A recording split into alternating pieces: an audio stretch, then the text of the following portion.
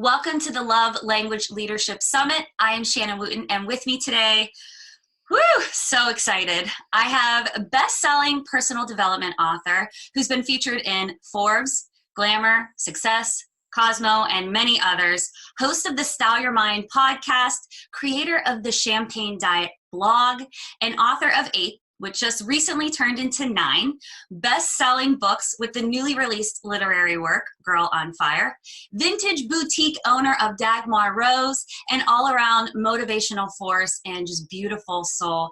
Thank you for being here, Cara, Alwill. Thank you so much for having me and for that beautiful introduction. I appreciate it. Absolutely. When I started to think about this project and how I wanted to do it, especially in the online space, I thought to myself, if I'm going to go and do this thing that's completely outside of my own comfort zone, that I was meeting my own objections and challenges on with, people are going to think that this is frilly and frou-frou and have a preconceived notion about what's going to happen and they won't even be interested in listening. I thought to myself, well, if I'm going to do this and I'm going to jump into my discomfort of my comfort zone, I'm going to do this in a way I'm going to go to the top of my list. I'm going to go to the people that inspire me. And I've shared on the Soul in the Raw podcast, which I co-host with this Olivia Celine, that Cara actually was the inspiration for me writing my very first book. So much so that I used her very first editor to do so. And I self-published. I basically followed the rubric of self-publishing all the way via Cara's advisement. And I believe it worked out beautifully. And I also agree and share the sentiment that you are what you think you are. So I became an author the minute I decided I had a story to share, which Cara often promotes. And having her say yes was one of those moments where I felt like Kevin McAllister from Home Alone, running around my house, telling my dog, telling my cat, like, she said yes, having that moment. And if you are watching this via YouTube, or if you're listening to this audibly in some format or another, go back and listen, please, to the very first episode of the summit. And I explained to you that there wasn't anything special, quote unquote, that I did. I didn't bribe Cara. I didn't offer her any exchange monetarily other than to please share your insight and your organic wisdom about why this topic relates with you. I just wrote her an email. That's all I did. And the power of taking action with your beliefs. I know if you listen to Style Your Mind, Cara speaks on it all the time. But now that we have her here, I can stop babbling and I can ask you, what made you say yes to doing this? That's such a great question to start with. I love it. So I have been doing what I do for 11 years at this point. And when I first started, I launched a blog called The Champagne Diet in 2008. And for me, that period of time, like those first few years in building my brand, essentially, which I didn't even know I was doing at the time, I was just blogging, I was saying yes to everything. And I was coming from a place of yes. I was coming from a place of being open-minded, never knowing what was going to happen, reaching out, connecting with people. And it was honestly like the best time of my career, which sounds crazy because I didn't have all the success on paper, but I had an open heart and I had an open mind. As my career progressed, things got more and more overwhelming. And I think we can all relate, right? In whatever you're doing, as you sort of achieve more things and have more connections with people, it can become a lot. Mm-hmm. So there was a short period of time, I would say probably 2017, 2018, where I had to start saying no to a lot of things because I just didn't have the bandwidth and I was just burnt out and I was overworked. And I said to myself, this year and moving forward, I want to start coming from a place of yes again. I want to start just totally being open to anything that I can possibly do that obviously works, right? This is ideal because we're just chatting. I'm having my coffee. I'm in my living room. You're in your home, your beautiful home. And, we're doing this. So I think I sometimes get frustrated when I see other entrepreneurs just shutting down opportunities or only focusing on certain opportunities for whatever reason. And I'm like, I want to be a yes girl again. I just want to start connecting because I love conversation. I don't even know what we're about to say, but I can know from the 5 minutes of talking to you that we connected on a deep level and we're both so into what we do and so passionate about it. So I just really wanted to come from a place of yes and chat with you. And you never know who's going to hear this. I think when we put ourselves out there, you never know where it's going to land. And if you can say yes to as many things as possible, you make the chances greater that the right person who needs to hear your message at that time can find it. Wow. That makes me want to cry. because it's so interesting to see in this world that we're in right now, where everything is so readily available and accessible. There's at any given moment, you can go online and find someone to want to emulate, and someone to want to have inspire you and to motivate you. And just this little tidbit of the conversation is really the same place that I started my year off as, and such a different perspective, right? I started saying yes to myself in the way of saying no to everything that doesn't feel like me. And it's been very challenging and super scary. And a lot of relationships have dissolved as, a side effect of saying yes to me. And I love this perspective because even as early as this morning, I was reading a book, which is a great book. And there's a chapter in it that is telling people how to say no as a form of self-love, right? And I think that that's one of the trickiest aspects of love, is being able to say yes to ourselves, because we're met with a lot of contention with the ego, especially in this new wave of world that we're living in. The ego is oftentimes put in juxtaposition to spirituality, as if it's wrong to know the I am of yourself. And that's really all I believe and I subscribe to. Ego is being, is really truly understanding foundationally who you're serving in that moment. Are you serving the I am of someone else? Or are you serving the I am of yourself? And I love your perspective of, I'm going to choose to see love as an opportunity of saying yes to me. Yeah, I totally agree with you. And I think it takes a lot of listening to your intuition and really getting to know what's right for you, what's wrong for you quickly, and being able to move through that and kind of like call upon your past experiences to say, well, maybe in this circumstance, I did say yes to something, but really deep down, I knew it didn't feel right for me, but I did it anyway because someone told me I should, or I thought that I should for whatever reason. But I think when you can combine that self-love with that feeling of that intuitive knowing, I think that's when you're able to really just be in that place where everything flows and everything feels good. But this is just a curiosity that's coming to me right now then. So I suspect then that there were quite a few boundaries that you also had to implement as, honoring that desire, that intuitive hit that you're talking about, to start being a yes woman again, right? Because I feel like what happens sometimes is we hear something and we go down the rabbit hole with it. Well, then I got to say yes to everything. And that's not always that's not the sentiment, at least I believe, correct me if I'm wrong, of what I'm hearing you say. Is I started saying yes within the boundaries of what is it that I want to allow? Because I think we look at boundaries as, what am I keeping out? And I hear you saying, this is what I'm like, what am I allowing in? Yeah, totally. And I think part of that, like I said, is really knowing yourself and knowing what feels right for you, and knowing that if something happens enough and it just feels icky or it doesn't align for whatever reason, understanding that that's a new boundary. And you can have a boundary today that you didn't have yesterday, and it's okay. I just had this conversation with my friend Lori Harder. I was on her podcast actually yesterday. I don't know if you know Lori, but she's great. And we were talking about changing your mind about things, and how, to your point, like sometimes when you say, well, this is who I am right now, I'm this, like, we're evolving so quickly. I think everyone listening can probably relate. We're really self-aware women, and we move fast, right? So we're constantly reading, constantly developing ourselves, constantly educating and empowering ourselves. It's okay if what you wanted yesterday doesn't match what you want today. And it's okay if what you want today doesn't match what you're going to have in 3 weeks. Like, I think it's just about being brave enough to say, this is what feels good now in this moment. And I'm allowed to change my mind at any time for any reason about anything, just based on what's going to work and what's going to be for the good of me and for you, right? Because when we're usually setting boundaries, it's involving another person. And I think sometimes we think that by removing a boundary or not setting a boundary, we're helping someone, when in reality, we're just enabling them, or we're hurting them in some ways. Yeah, and boundaries are our responsibility. Right. And I love that you brought that up of, when we think about boundaries, we often think about the world out there, what's happening on the other side of the street that I need to keep out. And I love that you highlighted that, because that's exactly what boundaries are. Boundaries are for you. Forgiveness is for you. All these things are your responsibility. So within that context, then within this context of boundaries and them being for you, and it's all our responsibility, and us talking about that in, you know, the lens of love, what then does love mean to you? Oh, that's a big question.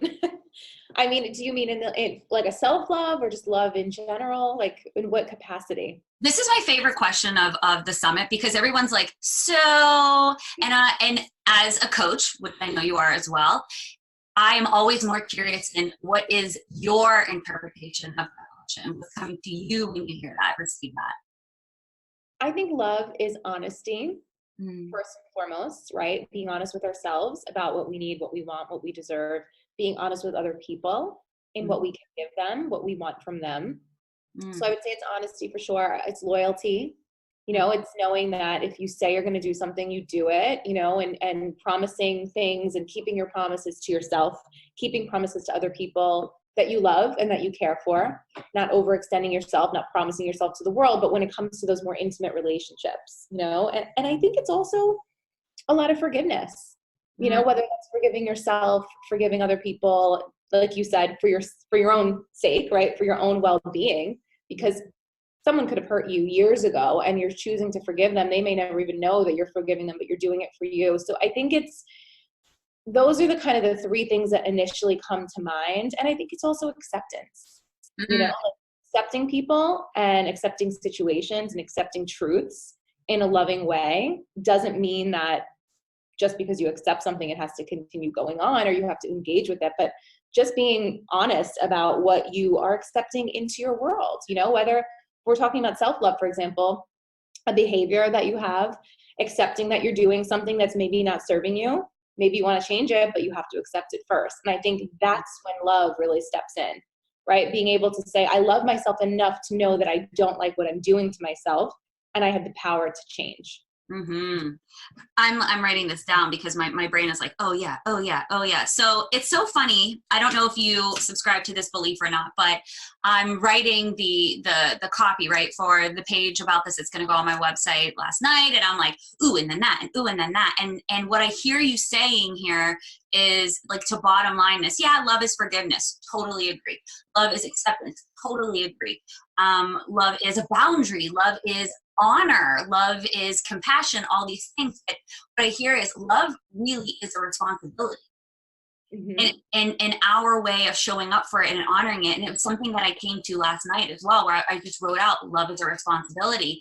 And you have those moments where you take a pause and you sit with it and you're like, is that right? Do I really think that? Because almost like you're coming to an idea you've never encountered before. And sometimes I find that happens to me. Like if I journal on something or write something, you know, power of manifestation, however you want to, you know, coin it, it seems like it comes up in your life. And so I love that you're highlighting for people that, especially when we get into that place with ourselves, where it's like, nobody loves me, nobody sees me, nobody cares about me. And the question that I always am curious about is, well, what version of you are you showing the world? You know, how are you taking responsibility for who you are? So I hear that kind of bottom lining this is, love really is a responsibility. Yeah, I would definitely agree with that. And I think it's almost like a coming back to yourself as well, which is a responsibility. Because if you think about babies, right? Like kids are born loving, they're with loving hearts. Like they're just, Right. it's just who we are. We are all born that way, like pure and loving and innocent. And then we encounter the real world, right? Mhm. And relationships and situations, and we can become hardened by certain things. We can become shut off to certain things. We can become unloving about certain things. But I think when we think about the responsibility piece, it's really coming back to who we are at the core and understanding that like there's always an opportunity to love and there's always a chance to start over. There's always a chance to rewire your brain and rewire your heart, and understand that whatever is happening around you doesn't make you any less loving. It doesn't have to make you any less loving. So Mhm. I think responsibility really comes in there when you can say to yourself, well, that's like something I ask myself all the time. How can I be a more loving person? How Mhm. can I be a more compassionate person? Right? Like I'm just like you said, we're coaches, right? So I love questions and I love checking in with myself. Same with boundaries. What am I available for? That's one of my favorite questions to ask myself. And that's a boundary question, you know? So when it comes to love, how can I take responsibility for being more loving, for accepting more love in my world, for spreading more love? I think that to me is the most important thing. spreading the love. I think even before thinking about self-love, I think about ways to spread love, because when you spread love, you automatically then attract it right back and you feel better. And when you feel better, you have a different relationship with yourself. So if anyone's listening right now and they're like, okay, I don't feel loving, I don't feel loved, I don't feel worthy, just spread love. Just share love with someone else. And I promise you, it will come back like tenfold. So powerful. And a perfect segue, might I add, into my next question, which is, what does love mean to you about other people then? What does love mean about other people in terms of like how I view them, or how my, like? Yeah, sure. This is, yeah, it's what, for me, it's kind of like whatever comes up for you, because I love that you're talking about, you know, love is an identification within yourself. And even if you're not sure if you're being a loving person, like just spread love, come up with something that means it's coming from you in an innate and organic way. And it could be just energetically, right? You don't have to actually physically give someone a box of chocolates to love them. You can just have that imbibing energy inside of you that is just being spread to you organically without even passing it along or spreading it along. So yeah, because you're a coach, this also is very intriguing to me too. And because you're a writer, right? Because I think as a writer, we're definitely writing from our experience, right? But we're also writing from the other side of the street, which is like, well, how is this going to land? Like I heard you say something in your podcast this morning of, even if I didn't feel like it, I got up and I was writing, even if it was complete crap and it sucked and I had to redo it. Even that response to your own writing of like, okay, well, I want to make sure that there's a connection here because that's my intention. So how does that impact who you are with love for other people?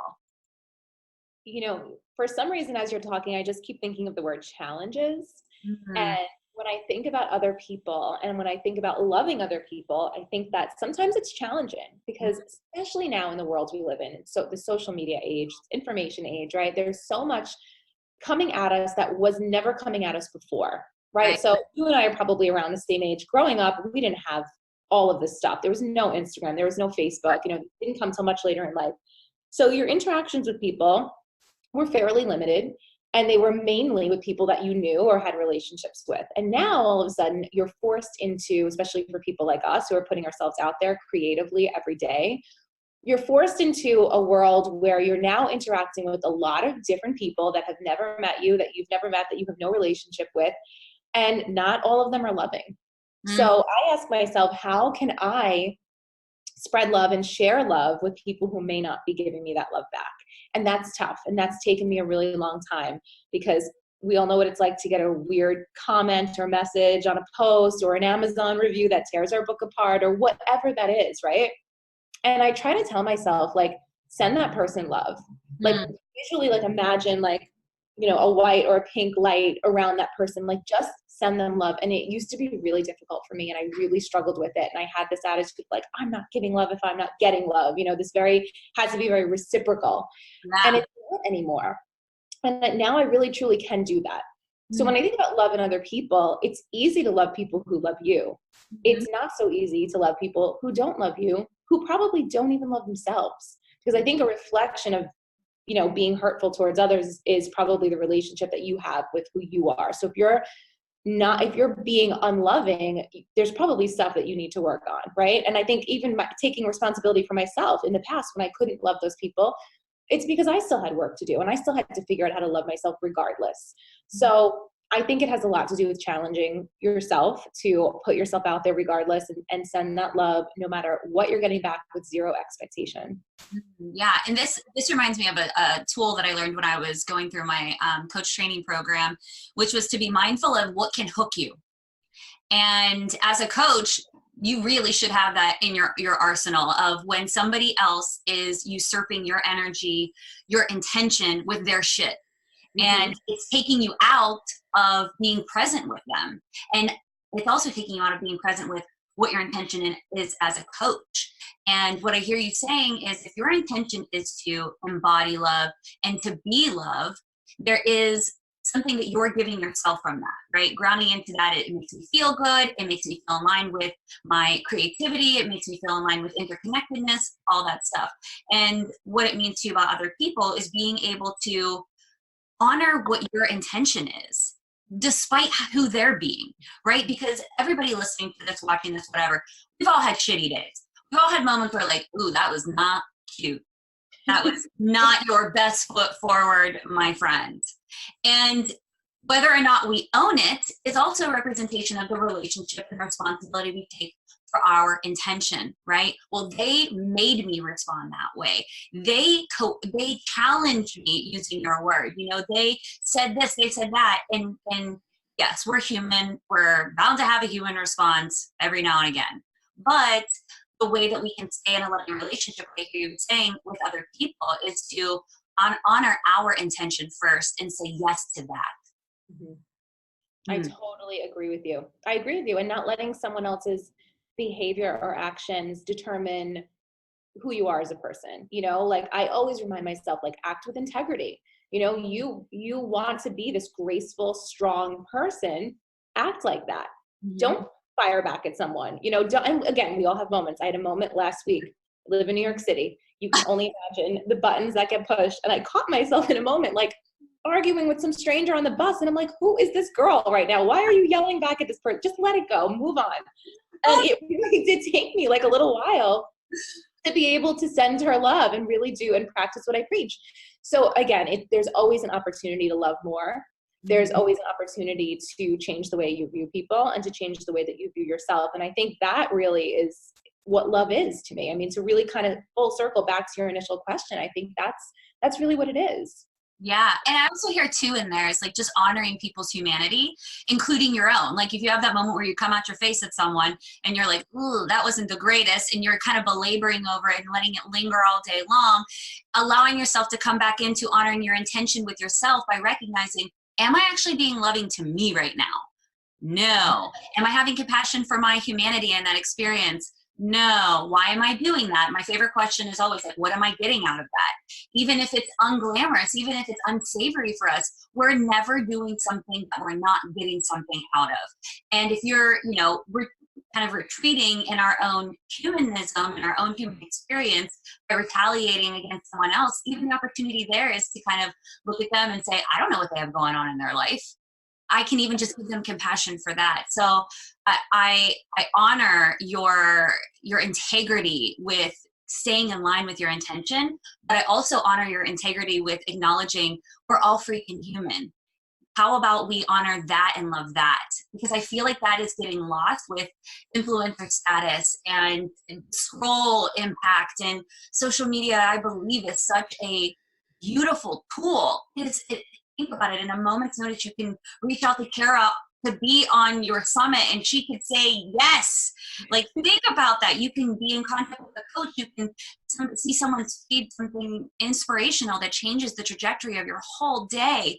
It's so wonderful, but at the same time, practicing containment is a part of honoring our responsibility and our intention with ourselves, and seeing that the accessibility, it can sometimes take to how we're accessing ourselves. Yeah, I completely agree with you. And I think you really hit the nail on the head. It's the highlight reel. Everybody's showing their best self. And I think in this movement, to be more spiritual, to be more self-aware, to be more compassionate and loving, we also have to have the conversation about being real and being human and realizing that we're not all perfect. Everybody is flawed. Everybody has a past. Everybody has things they're not proud of. Everyone will have a future. Maybe some things will happen down the line that we're not proud of. Being bold enough to say that I love myself anyway is key. It's just like, end everything. And that actually does segue us into our last question, which I think I can't wait to hear what your response is. But given all of this conversation about love, what it means to you about self, other people, how does it influence what you do, who you show up as a business owner? How does love influence that? You know, I love what I do. And I think it starts there. I'm passionate about the work that I do. And I'm passionate about the women that I come in contact with. So love is part of my everyday. Love is involved in every decision that I make, every podcast that I record, every book that I write, every stage that I get on. Like, it's all out of love. And sometimes I can take that for granted or forget that I have that privilege, because I was working in a corporate job I was in corporate for 12 years before I stepped out and did things on my own, you know, and I ran my brand, and I built my brand and wrote a lot of my books from that corporate space where there was not a lot of love in what I was doing. You know, I was doing technical work and crunching numbers all day and doing like really boring work. So now to get to be in a place where every single thing that I do is really wrapped up in love for other people, love for my work, love for myself. It's a beautiful thing, and I wouldn't trade it for the world. And I think if you can give yourself that gift in some way in life, even if it's through volunteer work or stepping out and doing something for someone else every single day, every single week, I think that really changes your wiring as a person. It changes your DNA. It changes who you are, and just gives you such a different sense of the world and such a better sense of the world. Thank you for that. I feel like everybody listening, I'm just getting this energetic vibe right now that everybody listening is like, wow. And I really feel it's particularly important. There are male speakers in this summit as well, but I think it's particularly important to have a female perspective on how love impacts their business, because as women, we've been conditioned to believe that we need to pull back that side of us and we need to come correct. We need to bring our masculine to the business party. And I agree with you. There are moments where I feel taken out, where it's like I black out and I'm like, oh, I did not come from love in that. How did I forget about that? I was so caught up in the automaticity of strategy, execute, get it done. And then I almost have to go back and be like, how can I infuse love into this? Because that's really my purpose. And I just want to thank you on behalf of everybody listening for acknowledging that, because as women, I feel like that's our, that's our special something. That's the thing that we all have, that nurturing gift of us. And to stuff it down and pretend like it doesn't exist would be to deny, would be not to say yes to just the innate element of us that is what makes us who we are. I fully agree with you. And I think that, I feel like I kind of run things opposite from you, right? I really don't pay as much attention to the strategy. I don't think ahead. I don't plan ahead that much. I kind of just really work in intuitive space. And sometimes I have to remind myself to bring back in the masculine energy, because it may seem, on paper, again, the success, things I've accomplished may seem like it's coming from a masculine place, but it's really, truly not. Like, I really operate in that space of femininity at all times. And I think that's when I operate best. I think when I'm too strategic, or when I think I should be more strategic or more masculine, things fall apart. They don't feel right anymore. They don't go the way that I wanted them to go. So it's so true. I think we have to invite both sides, right? There should be a balance to some degree. But for sure, coming from a loving place, making loving decisions in your business, thinking before you do something, thinking, am I doing this because I love it, or am I doing this because I think I should do it? I think that's a huge question to ask yourself in any situation in your life. So good. So good. So, as if people don't know who you are, because of course they do. But what do you have going on right now? Where are the hot spots for people to hook up with you and just infuse themselves in all things your brilliance?